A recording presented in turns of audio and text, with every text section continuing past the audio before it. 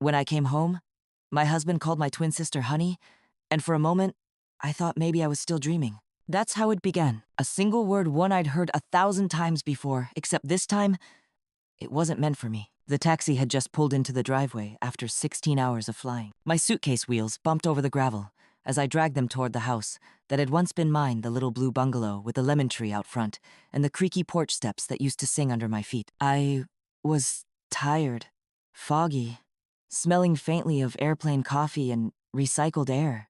But my heart, it was fluttering. A year overseas, and finally, I was home. I didn't even bother to knock.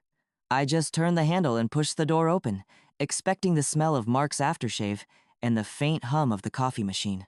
Instead, I smelled cinnamon. Sweet, warm, unfamiliar. My twin sister, Hannah, always baked when she was nervous. I smiled faintly. Of course she must have been here, making something for my homecoming. Mark? I called, dropping my bags. From the kitchen came his voice, deep, gentle, and then hers, light and laughing. When I stepped in, they were standing side by side at the counter, like some picture from a lifestyle magazine, flower on her hands, sleeves rolled up, and Mark reaching over her shoulder to grab something from a high shelf. And then he said it. Thanks, honey. She turned and smiled at him, soft and easy, the kind of smile that used to belong to me. For a moment, no one spoke. Hannah's eyes widened when she saw me, and her whole body froze. Mark blinked, startled, like he'd just seen a ghost. I laughed awkwardly, half joking. Well, this is unexpected, I said. Didn't realize I'd come home to a cooking show. Hannah dropped the spatula. Mark cleared his throat, fumbling for words. Claire, we wanted to surprise you. She's just been helping around the house. Helping.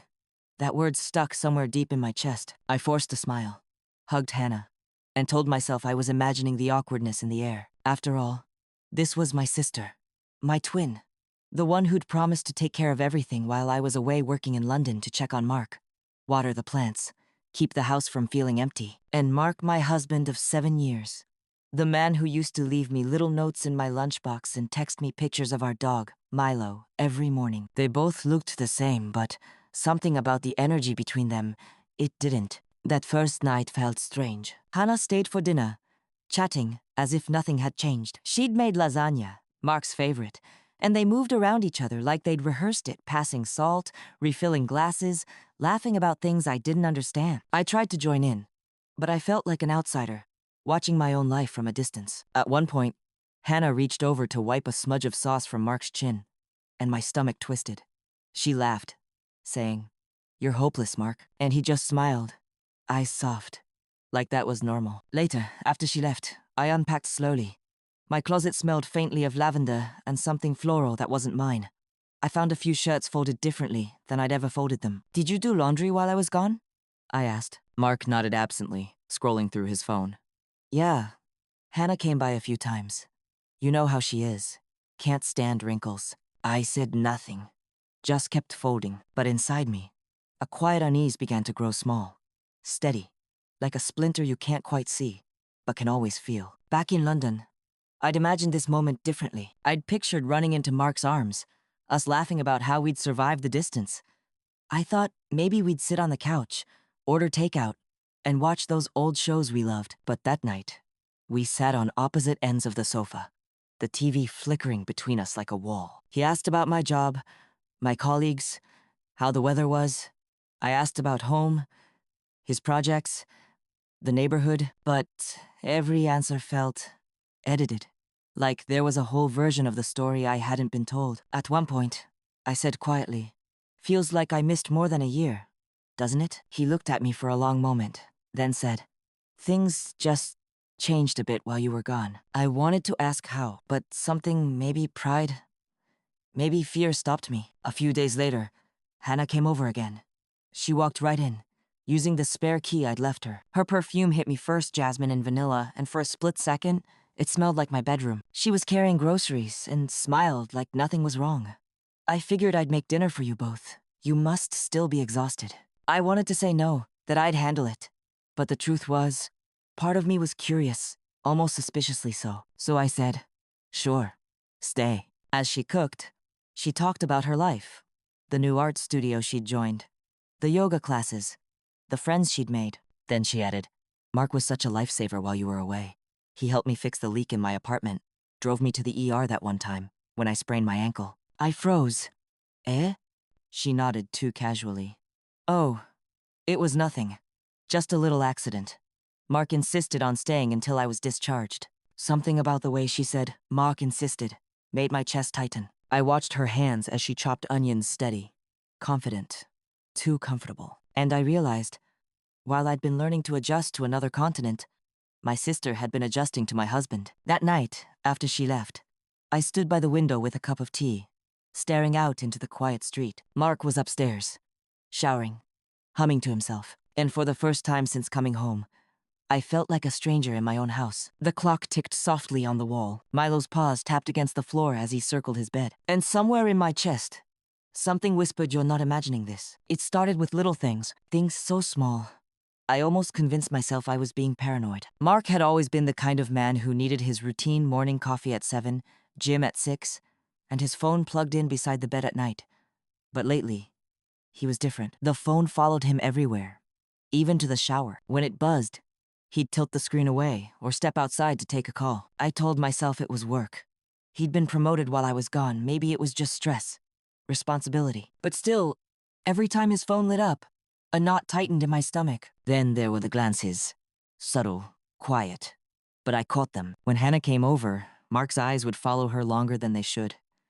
When she laughed that soft, girlish laugh we used to share as kids, he smiled like he hadn't heard anything so beautiful in years. And Hannah, she'd touch his arm lightly when she talked, the way I used to when we first started dating. It was like watching a mirror version of myself, one that was bolder, freer, and somehow more alive. One Sunday morning, I woke up early to make breakfast pancakes, the way Mark liked them.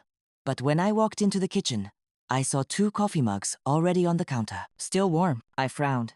He was usually the last one up. Then I heard voices outside, low, familiar, intimate. I peeked through the kitchen window and saw them in the backyard. Hannah, in a loose white dress, sitting on the porch steps, her hair glowing gold in the morning light. Mark was beside her, laughing at something she'd said, his hand resting on the step between them just a few inches from hers. It looked innocent, almost, but there was a rhythm to their conversation, a comfort that felt rehearsed. When I stepped outside, the air shifted instantly. Hannah turned, her smile too bright.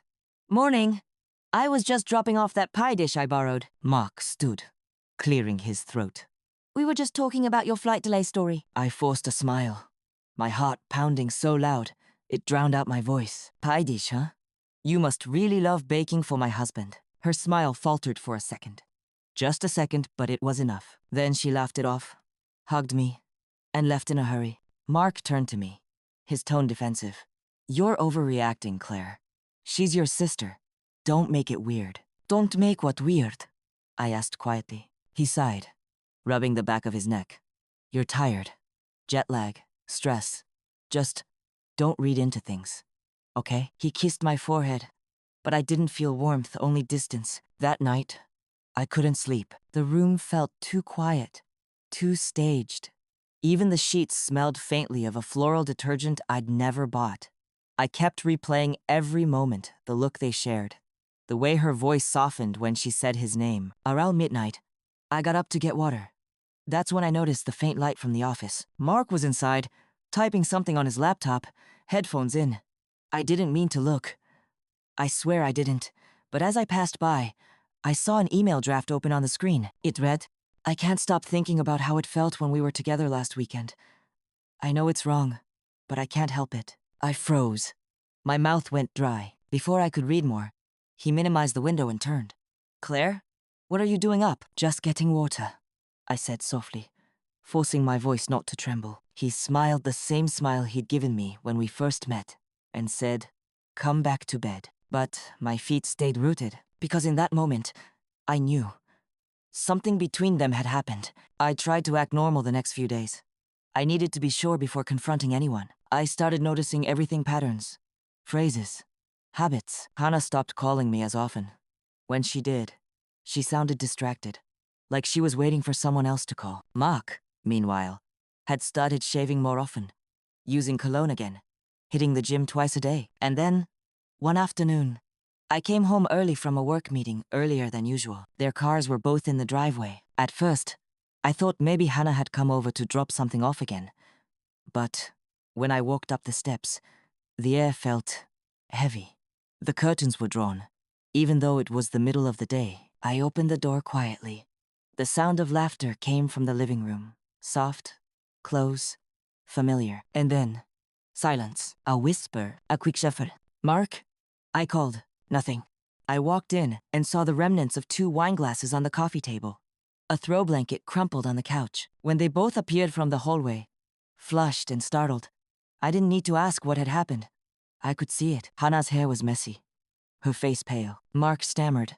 "Claire, it's not what it looks like." But I just stood there, frozen, because for the first time, it wasn't just a suspicion. It was the truth staring back at me. My sister, my husband, 2 people I'd loved more than anyone in this world. And I realized they had been living my life together. I didn't scream. I didn't cry. I just stood there, numb, as the air between us turned thick with guilt and silence. Hannah whispered, "Claire, please." But I lifted my hand. "Don't. Not yet." Mark stepped forward.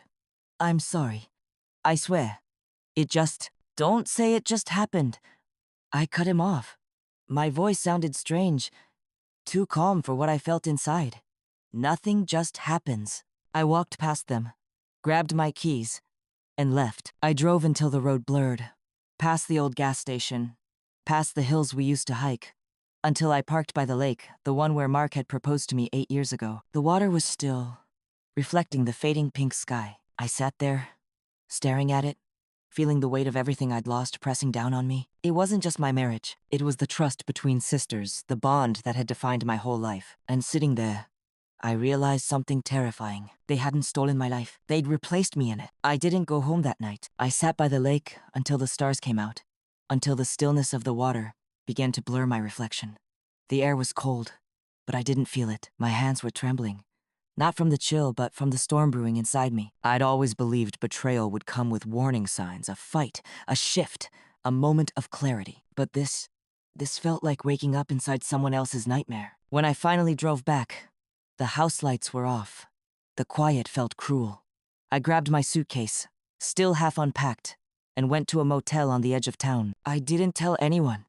Not yet. For 2 days, I stayed there, avoiding calls, staring at the ceiling, replaying every memory. The way Mark used to trace my hand across the dinner table. The way Hannah used to braid my hair as kids, whispering secrets that only twins could share. And now, they had their own secret.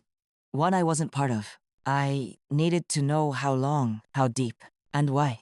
On the 3rd day, I went home. Mark was sitting on the porch, eyes red, like he hadn't slept. When he saw me, he stood quickly. "Claire, please, we need to talk." I didn't look at him as I unlocked the door. "I'm listening." Inside, everything looked too clean. The living room was spotless, as if someone had tried to erase the evidence of guilt. He followed me in, voice shaking. "It wasn't planned. I swear. You were gone so long, and we were lonely. She came by to help, and one night, we had too much wine. And? I turned to him.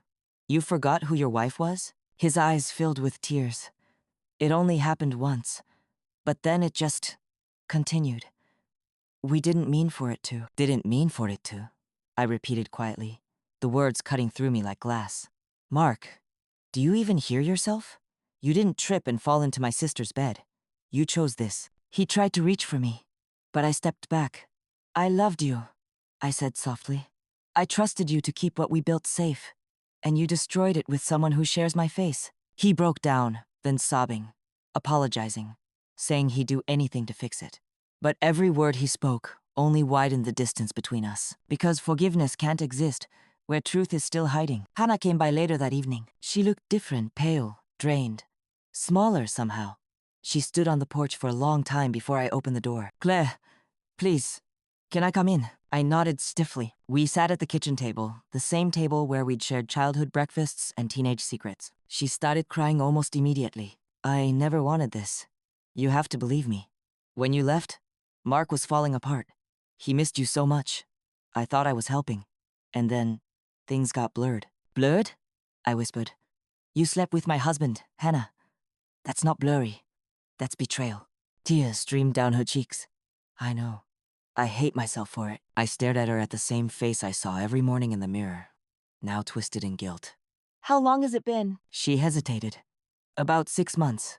6 months. Half the year I'd spent away, working double shifts, saving money so we could finally pay off the mortgage. All the while, they were here together. My breath caught in my throat. Were you in love with him? Her silence was answer enough. I stood, unable to look at her. You had 1,000 choices, Hannah. You could have called me. You could have stopped. But you didn't. I know, she whispered. I didn't think you'd ever find out. That sentence, those 9 words, broke me in a way I didn't know was possible. Not because of what she said, but because of what it meant. They weren't sorry for what they'd done. They were sorry for getting caught. That night, I found the rest of it, the hidden truth I hadn't even thought to look for. I'd gone to the office to get some of my files. Mark's laptop was still there, open, humming quietly. I told myself I wasn't going to look, that I'd already seen enough. But then, a notification popped up. New message from Hannah. My hands moved before my brain could stop them. I clicked it open. I don't know how much longer we can keep this up. I think I might be pregnant. For a moment, the world went silent. Just the faint buzz of the laptop fan and the sound of my own pulse in my ears. Pregnant. My sister, with my husband's child. I couldn't breathe. The walls seemed to close in, the air thick with disbelief. And yet, everything made sense now. The distance, the guilt, the way Mark had avoided touching me since I came home. It wasn't just an affair. It was a new life they were hiding. When I confronted them the next morning, I wasn't angry anymore. I was hollow. They sat on the couch together, not close, not touching, but still together. I placed the printed email on the coffee table between us. Mark's face turned ashen. Hannah covered her mouth. So, I said quietly, which one of you is going to tell me? Neither spoke. Do you even realize what you've done? My voice was steady, almost too calm. You didn't just betray me. You took everything that made me my home, my marriage, my trust. You built your comfort out of my absence. Hannah broke first. I'm so sorry, Claire. I didn't plan this. It just happened. And I didn't know how to stop. Then maybe you shouldn't have started, I said. Mark whispered. I'll take responsibility. For the baby, if it's mine. But please, don't walk away from this marriage. I still love you. I laughed, then a small, bitter sound that didn't even feel like mine. You love me? You had every chance to prove that. And you chose her. You both did. I stood up, grabbed my coat, and said the last words I'd ever say to them, as a wife or a sister. You can have each other, but you'll never have my forgiveness. Then I left. That night, I checked into a small rental apartment downtown, 1 bedroom. No memories, just silence. I sat on the floor, surrounded by boxes I hadn't unpacked, and let myself finally cry. Not for them, but for the version of me that believed love was unbreakable. And for the first time in a year, maybe longer, I was truly alone. But I was also free. I didn't tell anyone for weeks. I worked, slept, ate, and existed, but I didn't live. My days blurred into each other like smudged watercolor, faint outlines of a life I no longer recognized. People at work thought I was just tired from travel. My boss even joked, "London's taken the spark out of you, huh?" I smiled politely, said I was fine, and went back to my desk. But fine wasn't the right word. Fine meant manageable. Fine meant surviving. I was numb. Every now and then, I'd catch myself checking my phone, waiting for a text from Hannah or Mark, some kind of apology that meant more than "I'm sorry." But none came.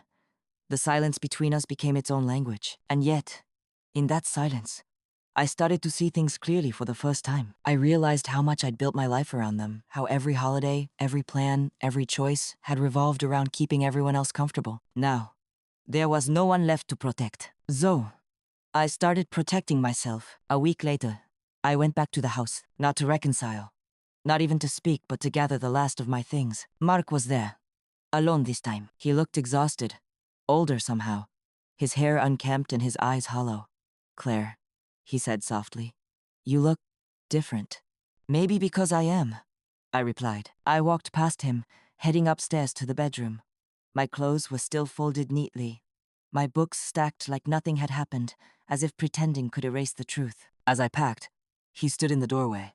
"Hannah's gone to stay with Mom for a while," he said. "She needed space."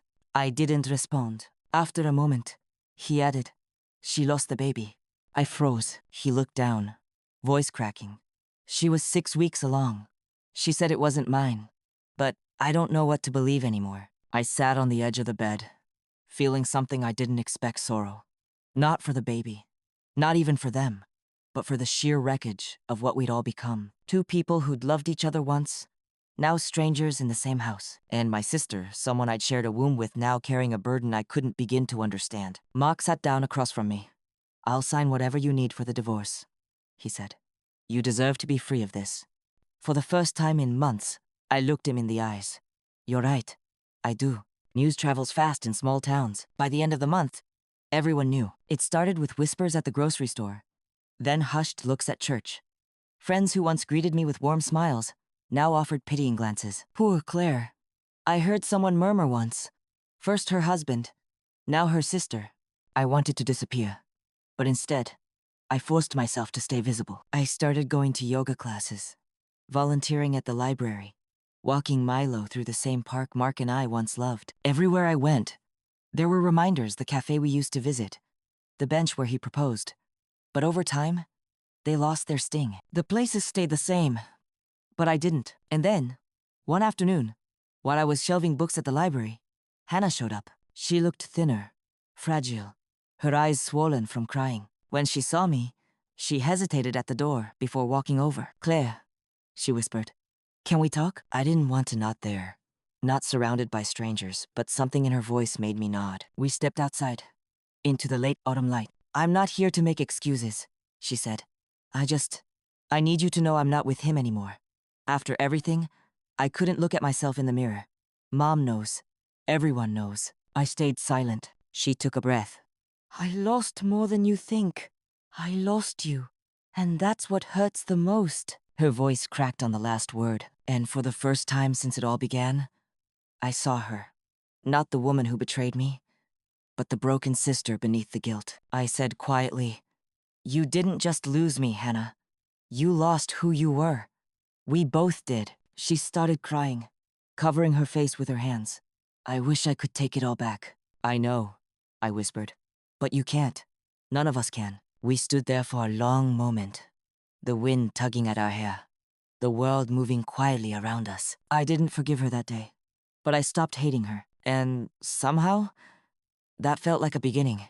A few weeks later, I heard that Mark had put the house up for sale. He'd been transferred to another city. I didn't ask where. One night, out of curiosity, I drove by. The porch light was off, the lemon tree in the yard barren. The home I once loved looked empty, a hollow shell. And in that silence, I realized something important. I wasn't leaving anything behind. It had already left me. Over time, people's curiosity faded. The whispers stopped. Life went on. I started painting again, something I hadn't done in years. The first canvas I finished was messy, abstract, chaotic, but it was mine. Hannah eventually moved out of town. She sent me a letter before she left, handwritten, shaky, full of remorse. I didn't reply, not because I was angry, but because I wasn't ready to rewrite that chapter yet. Instead, I framed the letter and tucked it away in a drawer, a reminder of what love can turn into when we stop valuing the truth. And me? I found a kind of peace I never thought I'd feel again. It didn't come all at once. It came in quiet mornings with coffee on my balcony, in long walks with Milo, in the first laugh that didn't feel forced. Healing, I learned, isn't about erasing what happened. It's about learning to live after it. And maybe, just maybe, trusting that some endings aren't punishments. They're invitations to start over. You know, people think healing comes like sunrise fast, bright and certain. But in my case, it came like winter thaw, low, subtle, quiet, the kind of peace that doesn't announce itself, but gently arrives one breath, one morning at a time. It's been 3 years now. 3 years since the night I walked out of that house, leaving behind everything I once thought defined me: a husband, a sister, a future. I live in a small town now, about 2 hours away.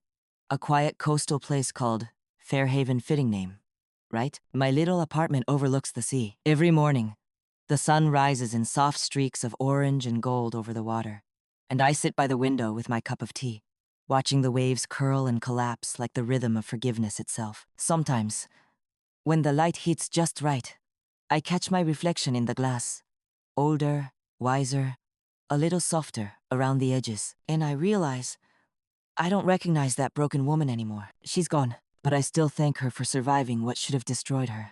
The first few months after everything fell apart, I tried not to think about love at all. The word felt dirty, poisoned. Whenever someone mentioned marriage or trust, I'd change the subject, hide behind my polite smile. But then I met Eli. He wasn't grand or charming or poetic. He was quiet, an art restorer who worked at the little museum down the street.